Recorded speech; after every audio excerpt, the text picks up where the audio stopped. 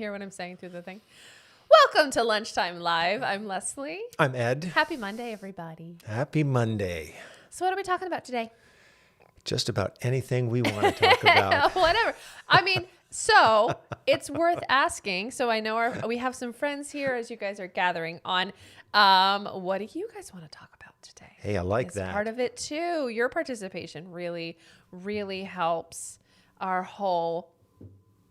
this whole show. Yeah, It's a dialogue. the spirit of it. The spirit of it. I turned down the latency, so hopefully the distance between when you comment and when I see it will be shorter. Fantastic. Because last time it was like 5 minutes. We were on to something else, especially because Shannon and I did this last week, and we were just. It was like free-form writing. It was free-form beautiful. Conversation. We had Abstract a lot of fun. art. Abstract art. I'll tell you Expressionist. a little behind the scenes was, on our Monday morning workflow. That's my new favorite word right now. We record our weekly update, and then we record our podcast, and then we have this. And I'll admit, by the time we got to this last week, I was like, oh no, are we going to have anything to talk about? And it was our longest live stream. Oh, yeah. Yet. I would not have been worried. Oh, ye of little faith. It turned out we were fine. I always love this line. It's attributed to the abstract artist Jasper Johns. And I've tried to find out whether or not he actually said it, but I always I assign it to him. Sure. Someone said to him once, so how do you make your art? And he said, I make a mark. I like it. And then I make another one. I make another one. Another one. And he said eventually it all kind of adds up. Sure. I think that is a great way to approach anything. I like it. But You make your mark. you make your mark and then just keep making them. Speaking of marks and just a little housekeeping, friendly reminder, please subscribe if you haven't already. And give this video a thumbs up. Thanks. But we will not be live streaming next week. Right. We're taking a little bit of a Thanksgiving break, but we'll be back in December. I'm hoping to decorate the space between Can't now wait. and then. I'm so excited. I'm especially excited because I am actually revamping my home Christmas decor. Oh. I'm going more like Scandi and like Hygge, which I believe is how you pronounce that. I think that's right. I'm yeah. pretty excited about it. But it means I'll have a lot of decorations that I'm not using. Oh, my heavens. So I'm getting ready now. Gus is going to be so excited to not have them in the house. I'm excited to use them still. Come bring them here. There's just going to be glitter everywhere. It's the Adorn only the problem. space. It's going to be fun. I'm really excited about it. These are the things I get excited Hey, about. it's fun to be excited about things, right? Right? Yeah. I think this is like the 5th live stream I've talked about decorating for Christmas, though. People are like, just do it We've got already. it. We got it. We get it. You're excited. Yeah. It's Yeah. all good. Well, it's been so nice. I mean, there's a change that's happening in worship on Sunday. Part of it is the return of people to the sanctuary. Yeah. We've had the solarization project that we've been working on with the addition of 280 solar panels to the campus. Those are exciting things. They're good Yes. things. And you're right. I mean, the seasons are shifting. And there's definitely a briskness in the air, and I've really welcomed that this year. Yeah. It's felt wonderful to have that sort of transition. I'm not always quite as enthusiastic about it, but this year something about it feels great. There was a hard frost the other morning when I Yes. went out, and I thought, gosh, even that feels good. Crunch, crunch, crunch, crunch. Yeah. Crunch. Yeah. Yeah. See the footsteps across the front yard, and so let's let the seasons teach us. I like it. I wonder how much snow we're going to get this year in Connecticut. I think that's I love it because that's a New England thing, right? Start How much speculating, right? How much snow? But there's been snow up in upper Vermont, northern New Hampshire, so it's already there, and some places are making it, so it's happening. Yeah. I spoke to my dad yesterday, and he lives in Bozeman. And apparently it's already snowed 3 times. Wow. It's melted, but it has already snowed 3 times. Wow. So that was actually a funny thing when I moved from Cleveland to Connecticut, because in my mind, I thought they're roughly the same latitude. So I thought, so the snow will be about the same. Not so much. No. Not so much, which is fine. Yeah. Which is fine, because Cleveland gets a little, Wow. it's a little much. The lake effect. The lake effect is no joke. Yeah. Yeah.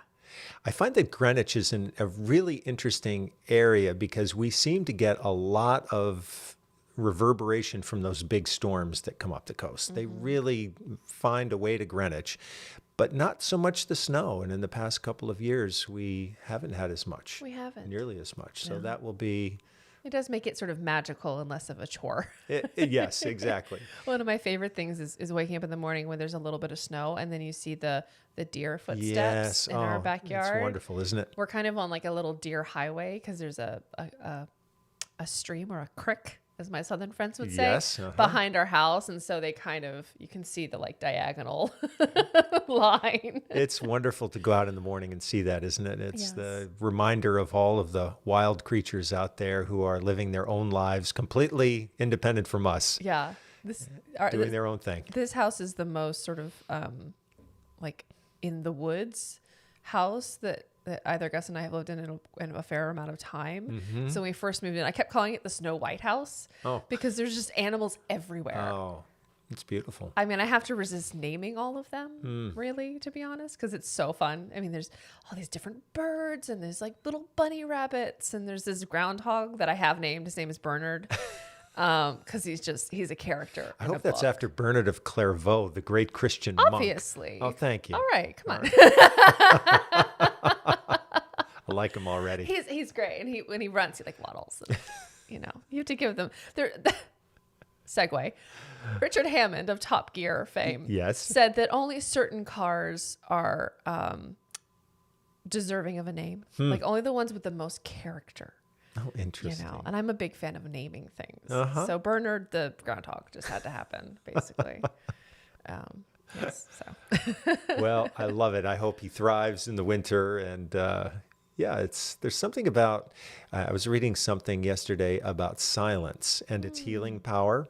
There have actually been a lot of studies that are being conducted right now about what happens to us physiologically when we're in noisy spaces and then in silent spaces. And we can detect this because the body obviously produces certain chemicals in response to one or the other. And the person who was writing in this book, which is called The Comfort Crisis, part of the crisis of modern life is less and less silence. Sure. But when we allow the external human manufactured noises to recede, you start hearing all of those bird sounds and the crunching of things out in the forest or whatever it is. And there's just, people talked about that at the beginning of the pandemic when New York City was shut down. They could hear bird song. Yeah. And so that's always there, but we can't hear it many times or are not listening enough for it. Right. So this is a time now. The winter is a beautiful time of, I think there's more silence.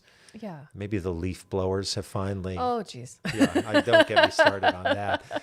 Talk about the mortal enemies of silence. Oh, goodness. Yes. Yes. In our neighborhood, I think they all draw straws for a different day of the week. Oh. So it's just every day. Yeah, nonstop. It's okay. But there's something about like the acoustic properties of snow. If you're like out in the woods in snow, it's almost deafening silence. So, confessional story here. Go for it. I don't know how old I was when this happened, but by the way, when I was growing up, we lived on the end of a dead-end road, and there were often these unbelievable ice storms that we get in the winter. This is upstate New York. And so on one occasion, I was outside. I loved to go outside after an ice storm because you had the purest form of silence. It was before things started to melt. Then you'd hear those horrific cracks out in the woods, right? Branches snapping off. And I somehow have the memory of equating that silence with God. Wow. I thought that the silence was God. So over the years, I've returned to that idea over and over again. I guess I would say I feel sacred space, not just in terms of a physical space, but it's in the absence of that sound. Of the noise. So it's just a little. I love that. I'm going to think about that more. I think the naming of that is really, really beautiful.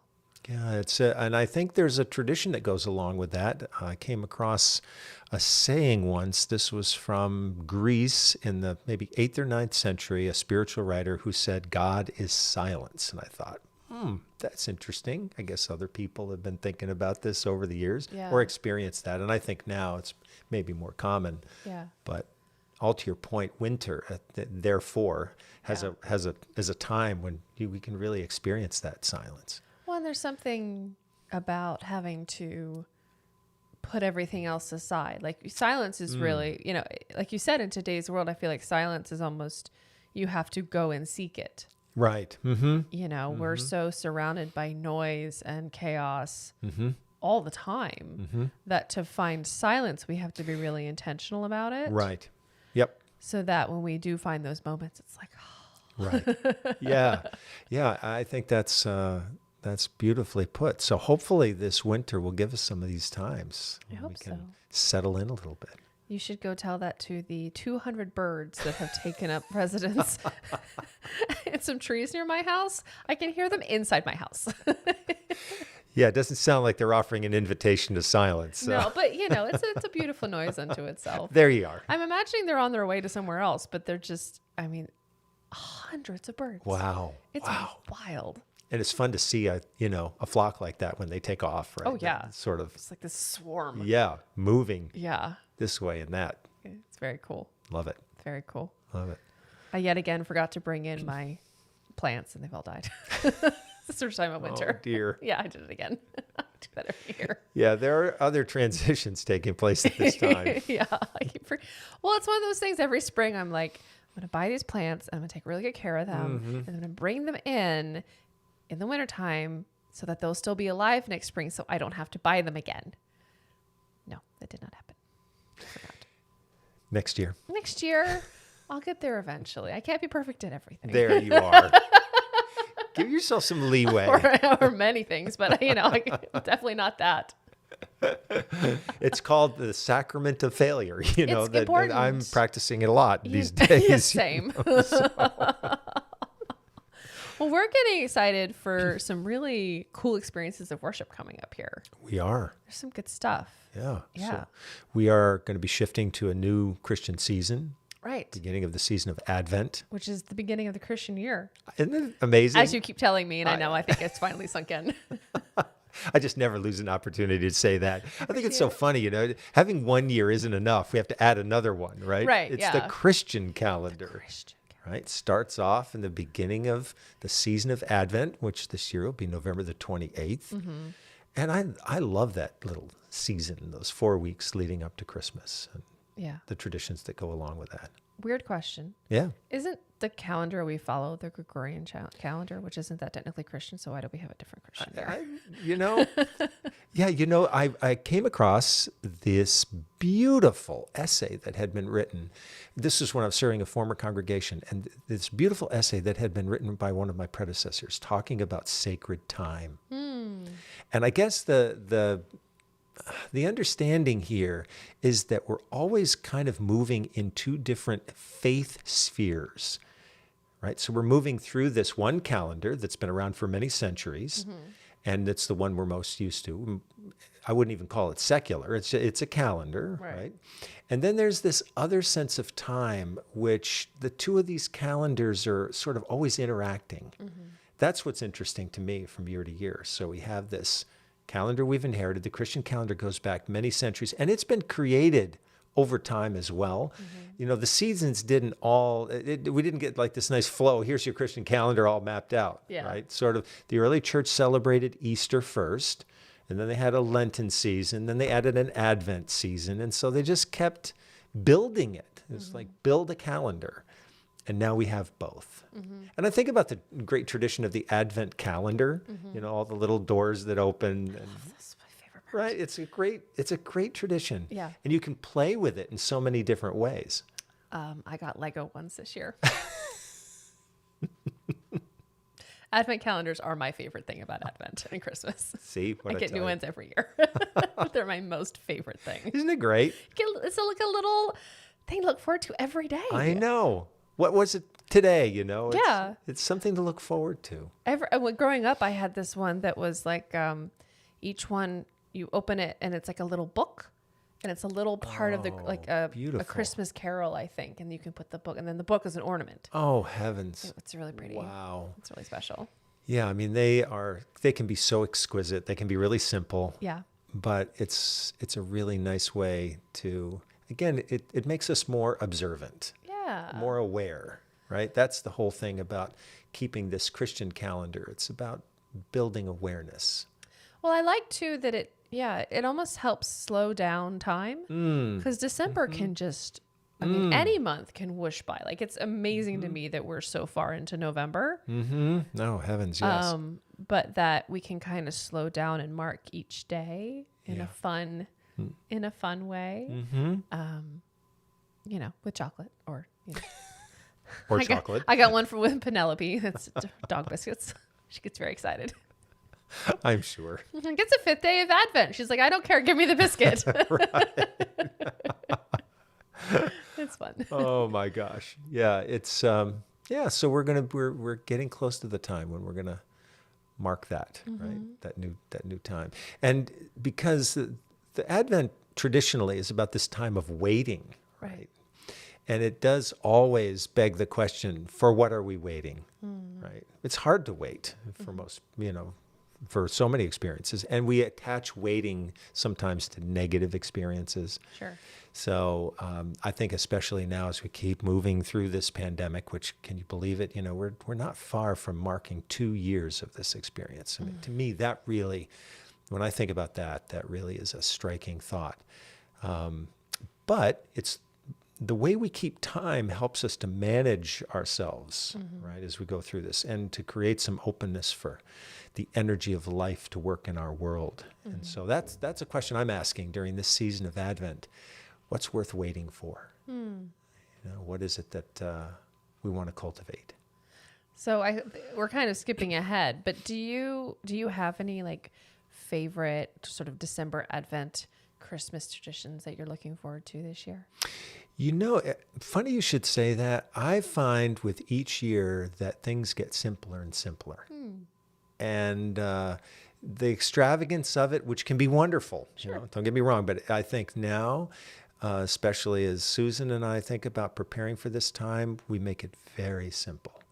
And actually, it is a time for, as we get deeper into the season and the time after Christmas, for just cultivating that silence and the reflectiveness of it. So we have our little traditions, right, that we keep from year to year, and but it's getting more and more about, it's like Henry David Thoreau said, simplify, simplify, simplify. Yeah. And I think that's actually part of the fun of it now.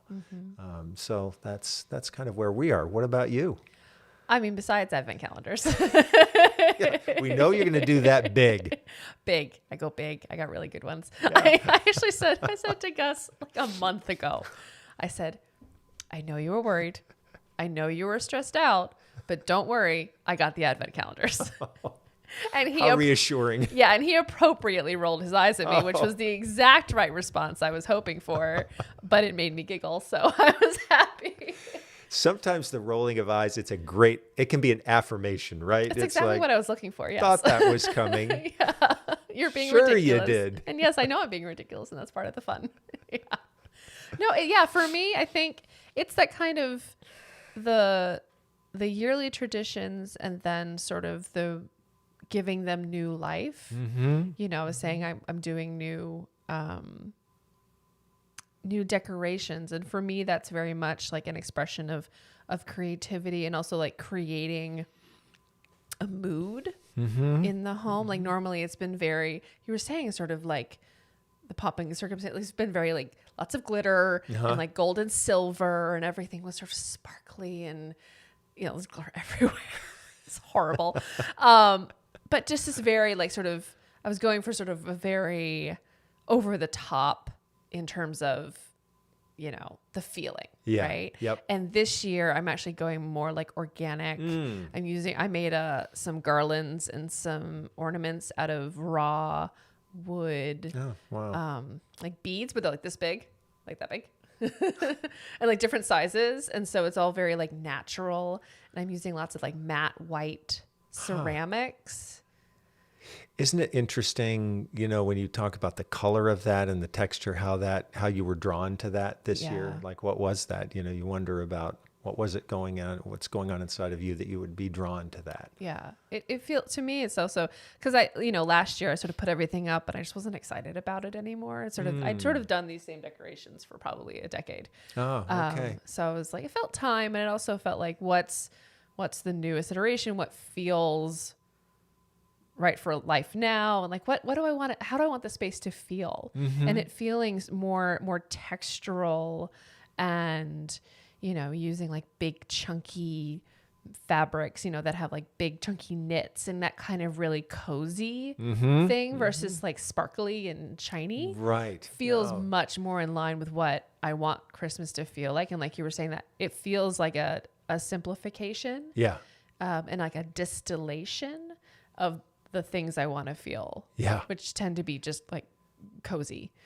Well, it sounds like, you're very sensitive to atmosphere. Yeah. There's a lot of you that's reading that all the time. Yeah. And you're creating that atmosphere that's connecting with your inner life. Yeah. And that's really, I think, that's a spiritual movement to bring together the inner and the outer. Yeah. And it sounds really beautiful. I hope so. I think it's going to be really cool. Yeah. I'm excited about it. That's always the fun.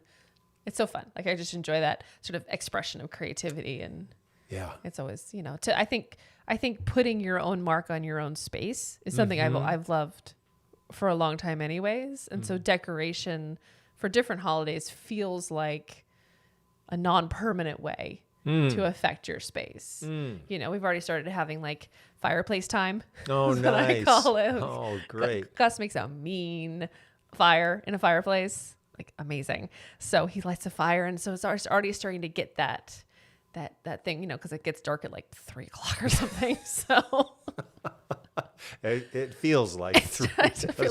And every year I think to myself, when it gets dark so early, I'm like, it's okay. I'll just cozy down. I'll get some work done. No, absolutely not. Yeah, I know. No, yeah, it's not going to happen. I'm like, so is it bedtime? And it's like 7:00. Like, okay. I lived through one winter in the very northernmost part of the United Kingdom, and I think it used to get light at around 9:30 and then get dark at about 2. Oh no! And I mean, in the summer, it was truly the land of the midnight sun. I mean, it was light right around the clock. Wow. So in the winter, you'd get this little tiny portion of the day. That was it. Yeah. And, it really made people hunker down with each other. Yeah. And connect around the fireplace, even if it was, even if there was no fire in the fireplace anymore. People just gathered around where it used to be. Right. And so, we're coming into that time of year when we're interplay between light and dark. Yeah. Right.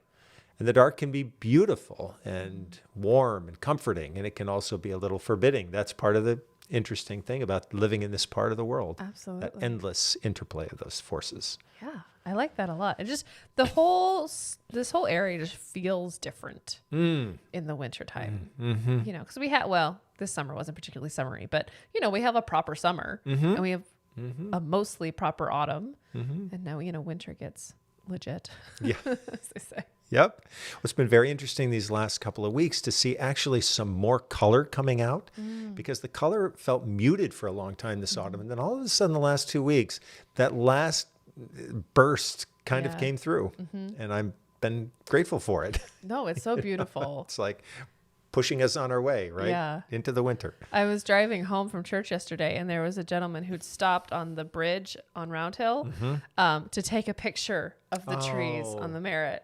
Right. So of course I was like, what is he doing? Oh no, that's beautiful. Yeah. So that was a cool moment to stop and look. I remember my first fall here. I used to have about a 35-minute drive from school to work on the Merritt. And I remember just being like, wow. Yeah. Look at and there's just one particular thing where you kind of go down a little bit of a hill and a curve and then it sort of swoops down. So you can see this whole long stretch. Because not on the Merritt, you can't really see very much. Right. But you could see this whole big stretch of trees. I look forward to that every year for a long time. It was so beautiful, all these colors. Isn't that great? And that's doing good things for you when you see that. Our lives really respond to the scenes of nature. I mean, we say it's lovely to look, but Right. there's actually some significant change that happens in us when we look Absolutely. at that. Yeah. It's almost like bringing us back to what you started with, this idea of like finding silence and finding moments of beauty and cultivating and distilling down these moments that feed us in a different way. Yeah. Yeah.